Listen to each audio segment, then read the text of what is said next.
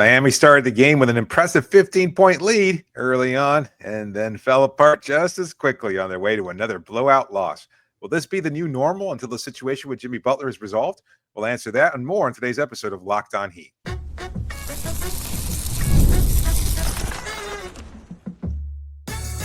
You are Locked On Heat, your daily Miami Heat podcast, part of the Locked On Podcast Network, your team every day. All right, welcome to Locked On Heat, your daily podcast on the Miami Heat, whether you're tuning in on YouTube or your favorite podcast app. Thanks for making Locked On Heat your first listen every day. I'm Wes Goldberg here with David Ramil. Both of us are credentialed Heat media members who cover this team every day. And today's episode brought to you by FanDuel. From the first whistle to the final drive, FanDuel makes the NFL playoffs even more exciting. Right now, new customers can bet $5 and get $300 in bonus bets if you win your first bet. Visit FanDuel.com to get started. Thanks to everybody who's listening on your podcast app. Give us a follow over there. Hit that subscribe button if you're watching on YouTube. Find the link in the show notes to join the Locked On Heat Insider community. We're going to answer their questions later on, but we do have a loaded show for you today. Bam Adebayo is drawing national criticism, and Charles Barkley weighs in on the Jimmy Butler situation. But first, David, we're recording this on Thursday night after the Heat lost in Milwaukee. They dropped to a game under 500. They've lost 5 of their last 6 games. This was the first game of Jimmy Butler's newest suspension, so he was not playing in this game. The Heat started a new lineup: Tyler Herro, Duncan Robinson, Pelle Larsson, the second-round pick, Bam Adebayo, and Kel'el Ware. They go up 15 early in this one, then they get blown out. They end up losing the game by 32 points. No answer for Damian Lillard in this one, who had almost a triple-double. Giannis was great. Got a big game from Gary Trent Jr. off the bench. And then for the Heat, it's honestly, it's tough to find anything good to talk about from this game. No, there was nothing good. Look, Ware had his points, and he looked like he was okay in stretches, good in stretches, not great, I'd say. But, you know, it doesn't really matter because they can't seem to find a way to tie it all together. Today, it was the bench who was kind of falling apart, and then the kind of starters just, you know what, if the bench is going to fall apart, then we might as well join them as well. And it just seemed to kind of cascade from there. And I texted you during the game early on as Miami was building that lead, and they looked really impressive. And they bring Haywood Highsmith. He came in for Pelle Larsson after he picked up 3 fouls in the first 2 minutes of the game. That was an enviable task for him to try to guard Damian Lillard, and it clearly showed that he was not up to the challenge. And then you were optimistic, and I was a little bit less so. I thought, oh, maybe this is just because of the Milwaukee Bucks strange travel situation where they were stuck in New Orleans for a couple of days because of the snowfall there, and they just arrived and were taken from the airport. Anybody who watched the game knows this, but they were taken from the airport directly to Fiserv Forum where they played, and so they were a little bit off kilter. But they've been winning a lot lately, and they've been beating opponents pretty handily. And sure enough, unfortunately, they wound up finding their level pretty quickly, and Miami at that point in time just couldn't respond. They had nothing for the rest of the game, and they were getting good looks. I thought a lot of those shots were makeable, but they just weren't falling. And then they kind of sort of kept going and going and going. And you know, as we've talked about on so many occasions with this team, their defense is what spurs their offense. Well, they didn't play very well defensively, clearly, after that 5-point. After they held them to 5 points early on, because Milwaukee was probably a little shell shocked to start the game. From that point, they really were just not very good defensively, and it just got worse and worse as the game progressed. The bench got outscored by 23 points in the important moments of this game, and then before they both teams ended up clearing their benches. Your bench gets outscored by 23 points. You get next to nothing, maybe negative production from $74 million worth of salary when you consider that Jimmy Butler was suspended and Terry Rozier had another bad game. It's really hard to win games that way. And I think the most damning thing here for Miami was what Stan Van Gundy said in the middle of the game. It was this little throwaway comment, maybe in the first half or in the third quarter. He says that the Heat's offensive execution has been excellent. They're just missing shots. And if you're Eric Spoelstra and you're looking at the film, and if you end up agreeing with Stan Van Gundy with that, maybe you walk away and say, you know what, we were generating the right looks, make or miss league. We just missed them. Get them next time. That, to me, that's a reason for panic. if you're Miami. I'm sorry, wait. The offensive execution is awesome, and you're still getting blown out by 30. You still lose a game by 30 points. That means that the talent for this team is so bad that it doesn't matter how well they execute because they can't make shots consistently. And I don't know that that should be news, but the way that Stan Van Gundy framed it, I thought was really interesting. And for him, as obviously a former coach, to say, look, they're doing everything they're supposed to do. They just stink. That's very worrisome because that doesn't get better, right? Like no amount of scheme changes, no matter like we could change the lineups. It could be Kelly Ware and Bam. It could be Pelle Larsson here. I mean, heck, you can even get Jimmy Butler back, but like none of that stuff is going. Right? Exactly. It's the talent on this team just isn't good enough. And yes, of course, I sometimes they do make shots, right? It wasn't a great Terry Rozier game. It wasn't a great Duncan Robinson game and all this stuff. But that's the difference, right? Is like the talented players, the talented teams make those shots more often than not.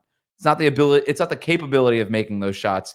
It's the making of the shots that dictates the talent. And right now the Heat just aren't that talented. Yeah, it's not like they weren't getting to the line either. They took 21 free throw attempts and trying to find a way to generate some points, but it wasn't enough.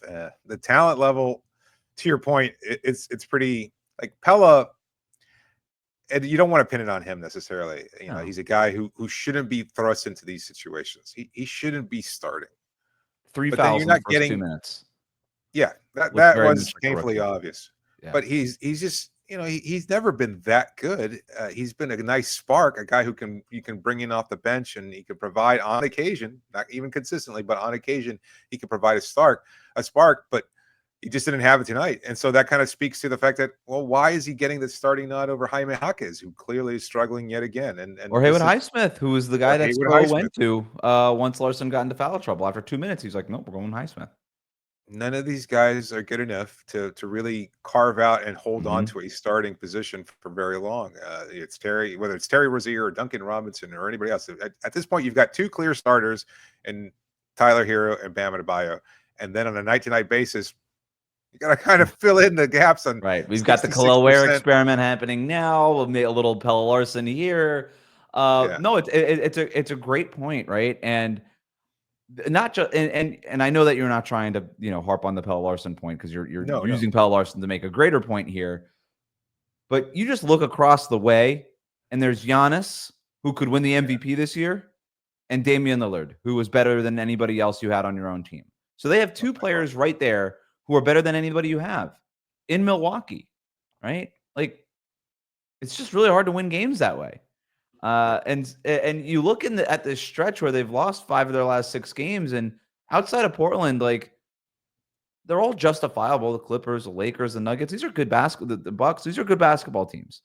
Sure. But I'm just talking about L's on a page there. You and I are watching these games. This team is clearly dysfunctional, distracted, not focused. And it's too hard to win in the NBA when you are at a talent deficit and when you're at a focus deficit, which this team clearly is. And they could play hard and they could do all the stuff about the Heat culture and the knee pads and the grittiest and meanest and all. They could do all that stuff, but when nobody ever tried hard to winning 50 games or 60 games or making a deep playoff run. Like, trying hard doesn't get you there. You need a level of focus and you need a level of talent. And the Heat and I don't even think the Heat are playing that hard, to be frank here.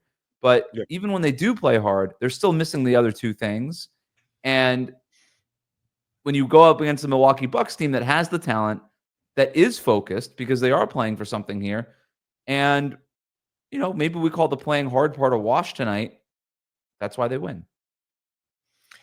I don't even want to look at the lack of focus. Like, I understand that it is something, but I don't think that was necessarily as much of a factor today. If anything, maybe it kicks in later on when you're just kind of looking at, well, what the hell are we even playing for? Like, in a broader picture, it's like, maybe we can go all out and give even more effort, to your point, and then find a way to try to keep this game close and things of that sort. But I think there's this overall idea, self-realization that they're having in the midst of all this, that they're just not good enough. Like, you could start the season and we've heard this refrain coming from a number of players over the years, just get us to the playoffs, give us a chance, and we'll make it happen. Well, they know they're not going to make anything happen. They don't this even year. have that They know belief. it doesn't matter. Yeah. Yeah. I think Jimmy Butler came to that realization when he had 39 points, 19 rebounds, and 10 assists in Detroit, and they lost in overtime to that team. And maybe that's when Jimmy Butler came to that realization. I think the rest of this Heat team is having this realization, and it feels more and more like it's going to be a lost season. They're going to have wins. They'll beat some bad teams. They'll beat up on a reeling Spurs team here, and they'll beat the Charlotte Hornets a little bit later in this, whatever it is. They could beat Orlando on Monday night with all the injuries that they have. A Brooklyn team that's actively trying to lose on Saturday. They can win these games, but in terms of doing anything meaningful, it just feels like everything is on hold until this Jimmy Butler situation is resolved. And of course, it wouldn't be a Locked On Heat podcast at this time of year if we didn't at least talk a little bit about Jimmy Butler. We've got a little bit of that coming up later on in the show, but coming up next, Bam Adebayo's struggles are becoming a national story. We'll tell you who weighed in, what they said, plus the path to Tyler Herro being named an All-Star just got clearer. Talk about all of that next here on Locked On Heat. Today's episode is brought to you by FanDuel. From the first whistle to the final drive, FanDuel makes the NFL playoffs even more exciting. And right now, new customers can bet $5 and get $300 in bonus bets if you win your first bet. That's $300 to keep the action going. The FanDuel app is easy to navigate, and the variety of bets keeps every game exciting. Plus, when you win, you get paid instantly. No waiting around for your winnings.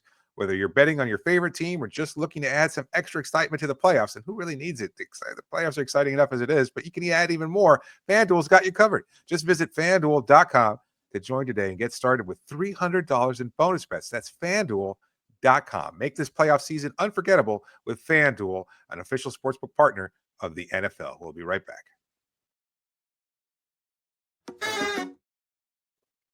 Thanks again for making Locked On Heat your first listen every day. Your favorite NBA team is a free daily newsletter. Introducing the Locked On Heat newsletter, one stop for ultimate Heat and league coverage with local analysis and amazing writing from Katie Heindel, Mike Shearer, and Locked On fantasy basketball tips from Josh Lloyd. Sign up for free now at LockedOnDaily.com.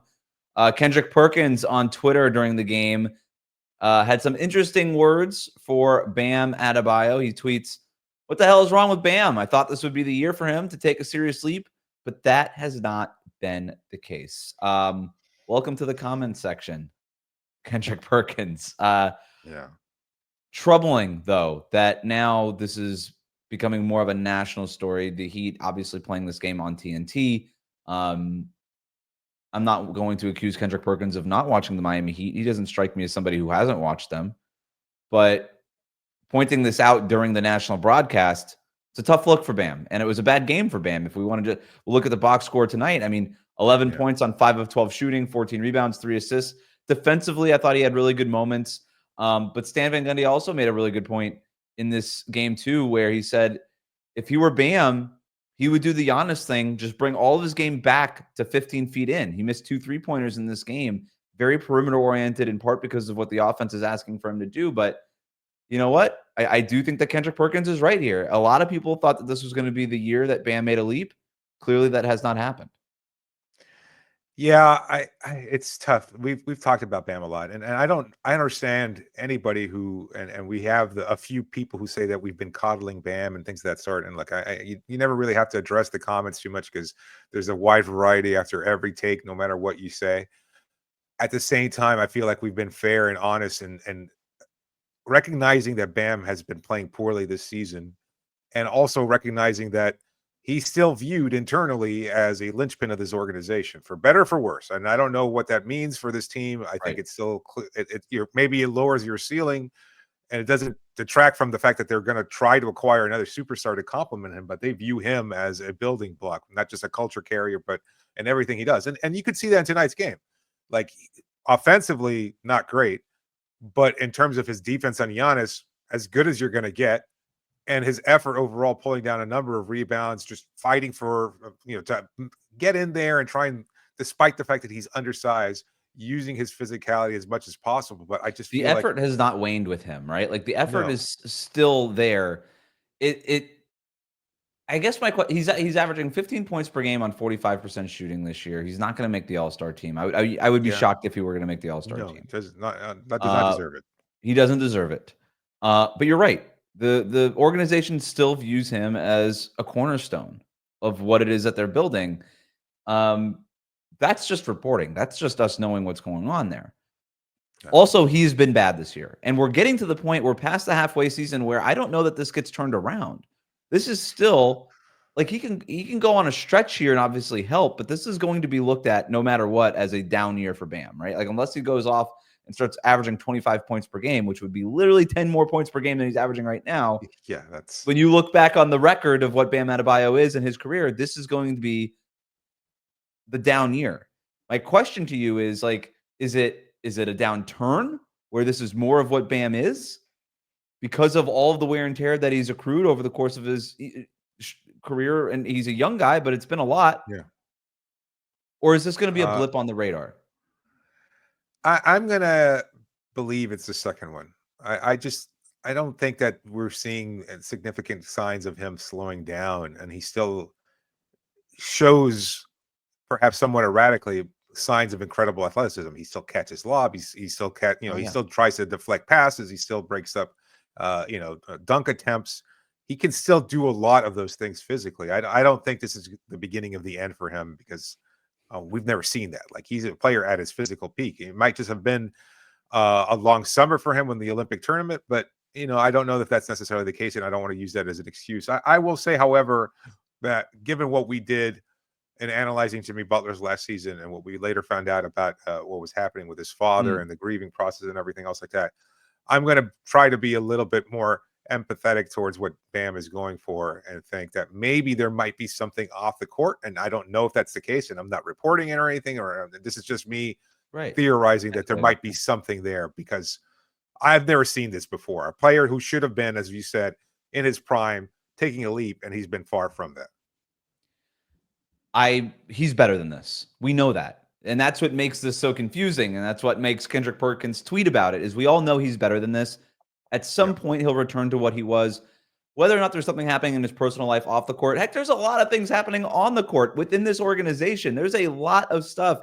I talked about this before, but like when anything goes wrong in this Heat organization, it ends up on Bam Adebayo's plate, and he's the guy that has to eat that bleep, right? Every single time. The team's undersized, you play center full time. We can't switch anymore. That's on you. Now you have to drop and be that kind of defender.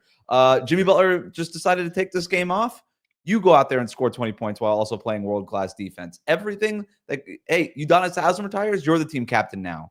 Like everything that happens in this organization ends up falling on Bam. Off the court issues, you're the team captain. You got to talk to the media. You have to answer questions about it now. So we'll see what happens. I want to move forward though. Go ahead. Can I just say one thing though? Because you made or Van Gundy made the Antetokounmpo comparison. What's the difference though? I mean, like I know that Giannis is one of one in terms of physicality and everything else like that, but what is the difference between a player like Giannis being able to handle all those different responsibilities, elite defense, the increased scoring load, dealing with the physical? Like he's got 5 inches and he runs like a gazelle. Yeah. I mean, the guy's you said one of one. I mean, winning cures all, right? Like that's it. The guy's a machine. But also Giannis, for at least the 3-point shooting part of it, like he did experiment with the 3-point shot last year, decided not for me. Bam might be doing that a little bit this year, where he says, you know what, it's just not going to happen. Khalil Ware, he's got that. He could be that person. Jimmy Butler is probably not going to be with the team. So we have one less non-floor spacer on the court. I can just focus on doing what I got to do too. All-star starters were announced on Thursday night. In the East, it was Donovan Mitchell, Jalen Brunson, Jason Tatum, Giannis, and Karl Anthony Towns. Tyler Herro finished 9th among the East guards. Didn't get any votes from the media as a starter, which is not surprising. Nobody's going to vote for him as a starter over some of these names. Did get the 10th most votes total from players and fans. Are you surprised at all by these results?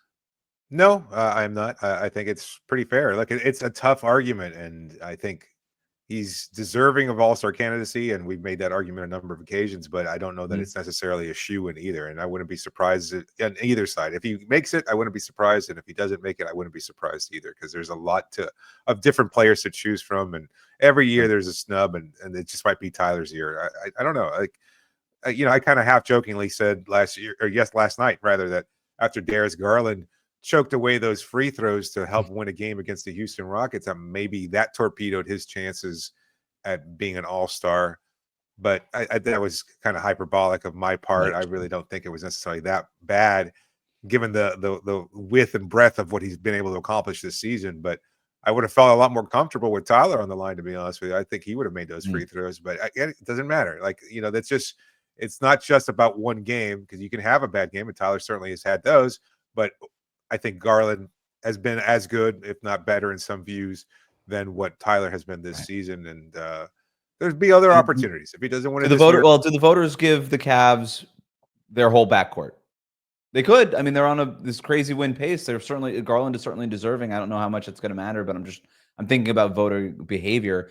But so look again, not a surprise that he didn't get any votes as a starter. Tyler Herro, I think, should be an all-star. I do not in any world think he should be starting. So the fact that he got no votes, not surprising. But what happens now is that the coaches weigh in. Yeah. Looking just at the split among the fans, the media, and the players, he's going to have to make it over 3. There's 7 reserve spots, 2 guards, 3 front court players, 2 wild cards. Right. So you can have up to 4 guards off the bench. To make it as a reserve, he's going to have to make it over 3 of the following 10 players: LaMelo, Trae Young, Damian Lillard, Cade Cunningham, Darius Garland, Tyrese Maxey, Jaylen Brown, Evan Mobley, Franz Wagner, and Jarrett Allen. Now, I think Jarrett Allen's not going to make it. He got a lot of either player or fan votes. I can't remember, but I don't think he's going to make it. Mobley, I think makes it. Brown, I think makes it. I don't think Maxey makes it this year. I don't think anybody's putting any Sixers on their all-star teams. So you take Allen and Maxey off. Now does Franz Wagner get in? He's only played 25 games. I don't know. The Orlando Magic have been injured. That might be how Tyler Herro gets in here as a wild card at the very end of this thing. It might be over that or somebody else. Maybe it ends up being him or Garland or something like that. I think that's a good call. I think looking at that list, Allen and Maxey are clearly the 2 players most likely to be removed from consideration because of, Allen, in Allen's case, he might just not be putting up those kind of numbers, and Maxey, their team is struggling, albeit not that significantly in comparison to Miami struggles. I mean, you look at a team like the Charlotte Hornets, and you also look at the TNT broadcast as they were talking about their reserve picks. LaMelo Ball was a favorite for all 3 of them. I think they thought they had him all on their reserve list.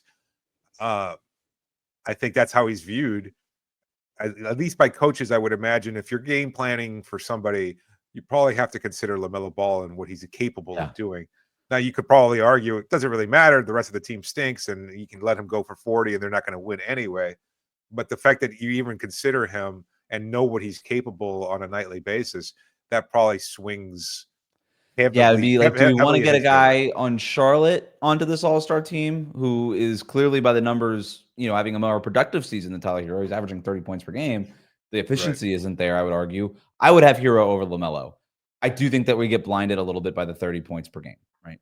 And that might be what it is. So just to be clear, Tyler, even if you take Maxey, Wagner, Jarrett Allen off, is still going to have to make it over one of LaMelo, Trae Young, Damian Lillard, Cade Cunningham, or Darius Garland. That is going to have to happen.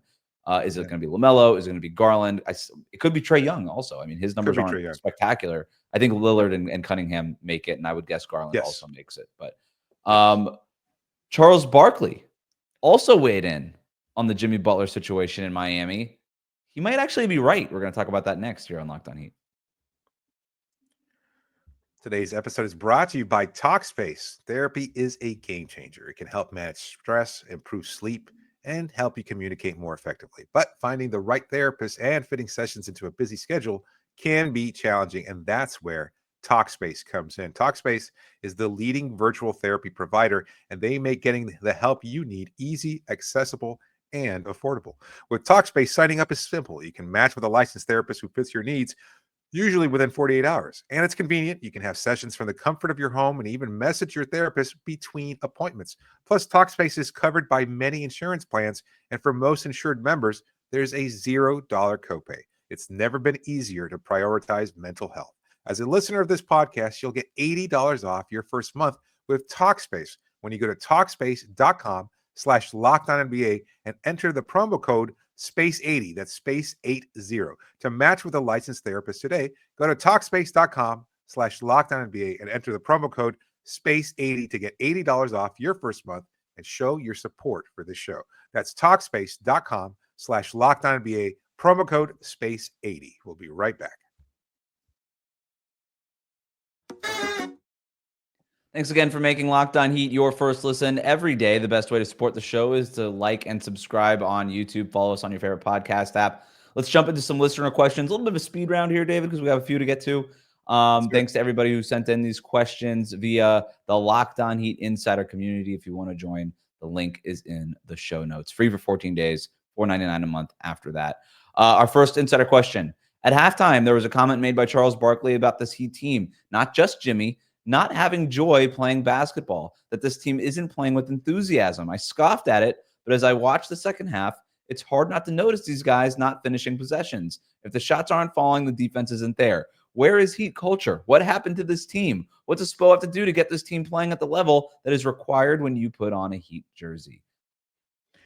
You know, it's kind of like what we talked about earlier. I just feel like it kind of feels like a reverse mosaic. You know how in some mosaic pictures you can see little pictures of something, and then when you zoom out, it kind of it looks like something else, right? It's like a face or a scene from a movie or something like that. This is kind of like in the moment you can be fine, but as you zoom out, it just becomes discombobulated. It's a whole mess, and that's what this season is. It's okay. Again, as you said, you can beat up on the occasional bad team. You might even challenge the occasional good team. But in terms of what you're fighting for, there doesn't seem to be any kind of clear picture or any hope or optimism that they're going to be able to achieve something, because the Jimmy situation is hanging over everything. You don't have your leader, a guy you went into battle with on a number of occasions. And as I said before, one of the common refrains for this team was give us a chance. Once we get into the playoffs, we can make things happen. I don't think they believe that. I don't think that there's that possibility exists this year. And knowing that kind of defeats the purpose. It's like, well, yeah, we're down 15, but what are we really fighting for anyway? And so once you kind of embrace that or understand it, it's hard to kind of just muster that sort of energy.